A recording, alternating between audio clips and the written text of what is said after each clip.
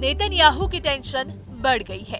एक तरफ ईरान तो वहीं दूसरी तरफ इजराइल से बदला लेने के लिए हिजबुल्लाह ने भी नए तौर तरीके निकाल लिए हैं। हिजबुल्लाह के लड़ाकों ने दक्षिणी लेबनान के कस्बों और गांवों पर हुए हमलों का बदला लेना शुरू कर दिया है। नसरल्लाह के लड़ाके ने विभिन्न सैन्य प्रतिष्ठानों को निशाना बनाते हुए इजराइल के कब्जे वाले क्षेत्रों के उत्तरी हिस्से में कई ऑपरेशन किए हैं। रिपोर्ट्स के मुताबिक हिजबुल्लाह ने इजराइल पर हमला किया। हिजबुल्लाह ने एक बयान में कहा कि उसने पश्चिमी गैलीली क्षेत्र के मनोट मुशाह में एक इजरायली सैन्य चौकी पर कत्यूशा रॉकेटों से ताबड़तोड़ हमले किए, जिसमें कई आयरन डोम मिसाइल बैटरियों के साथ साथ वहां तैनात तोपखाने के बंकरों को निशाना बनाया गया।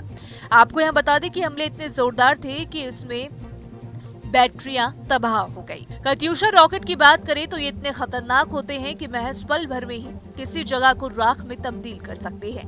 खास बात यह है कि इन रॉकेट्स का इस्तेमाल विश्व युद्ध के वक्त भी हो चुका है। हिजबुल्लाह ने यह भी बताया है कि उसने ये हमला किस लिए किया है।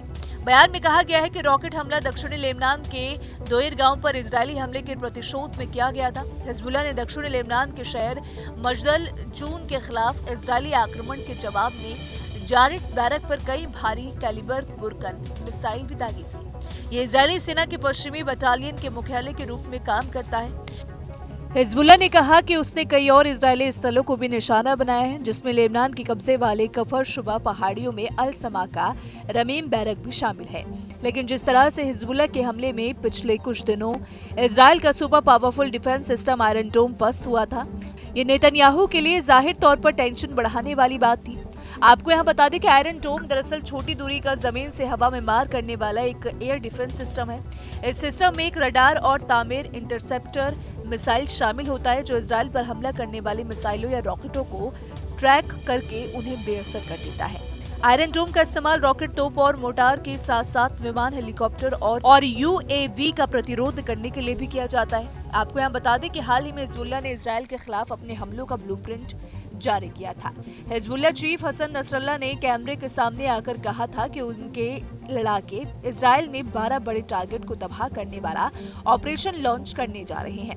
खास बात यह है कि ऑपरेशन केवल 30 मिनट का होगा। दावा किया जा रहा है कि हिजबुल्लाह चीफ नसरल्लाह ने अब तबाही मचा देने वाला ऑर्डर भी दे दिया। इस ऑर्डर के तहत हिजबुल्लाह के लड़ाके इजरायली सरकार की नींद हराम कर सकते हैं। हिजबुल्लाह के एक हमले का ब्लूप्रिंट क्या है, अब इसे भी जान लीजिए। मीडिया रिपोर्ट्स के मुताबिक हिजबुल्लाह इजराइल में 6,38,000 करोड़ रुपए की तकनीकी फैक्ट्रियों को तबाह करेगा। इसके अलावा 2,60,245 करोड़ रुपए के केमिकल प्लांट को जलाने की भी प्लान बनाया गया है। साथ ही साथ 1,07,46 करोड़ रुपए की फूड फैक्ट्रियों को भस्म करने की रणनीति है। हिजबुल्लाह ने विनाश का जो ब्लूप्रिंट रिलीज किया है वो नसरल्लाह की स्पीच के बाद जारी किया है। हसन नसरल्लाह ने घोषणा कर दी है कि हिजबुल्लाह, ईरान और हूती एक साथ मिलकर इजराइल का खात्मा करने जा रहे हैं। तो फिलहाल इसको लेकर आप क्या सोचते हैं? आप अपनी राय हमें कमेंट सेक्शन में जरूर बताइए। न्यूज नेशन अब व्हाट्सएप पर खबरों की ताजा अपडेट के लिए न्यूज नेशन के इस QR कोड को स्कैन करें।